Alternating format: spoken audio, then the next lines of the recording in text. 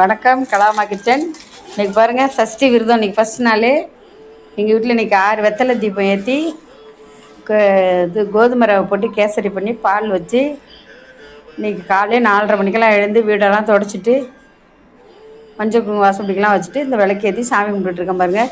சஷ்டி கவசம் படிச்சுட்டு இன்றைக்கி மத்தியானம் சாப்பாடு என்னென்னா, எங்கள் பசங்க வந்திருந்தாங்க, பேத்தியெல்லாம். அவங்களுக்காக வெஜிடபிள் ரைஸ் செஞ்சேன். நான் சாப்பிட மாட்டேன். இன்றைக்கி 7 நாளைக்கு நான் சாப்பிடாத விரதம் தான். சஷ்டி கவசம் தான் படிச்சுட்டு இருப்பேன். 7 நாளைக்கு இந்த விரதம் இருந்துட்டு 7ஆவது நாள் சூரசம்ஹாரம் முடிஞ்சு தான் நான் சாப்பிடுவேன். கல்யாணத்துக்கு தான் சாப்பிடுவேன்.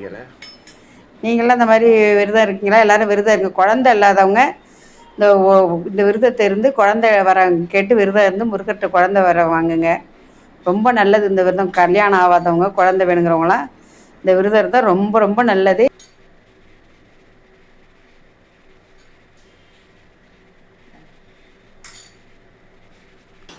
எங்கள் வீட்டில் பாருங்கள், உலன்னு வெஜிடபிள் ரைஸ், தொட்டுக்கிறதுக்கு தயிர் பச்சடி, இது எள், வேர்க்காயெல்லாம் முட்டை, முந்திரியெல்லாம் நுட்டு போட்டால் கத்திரிக்காய் கிரேவி.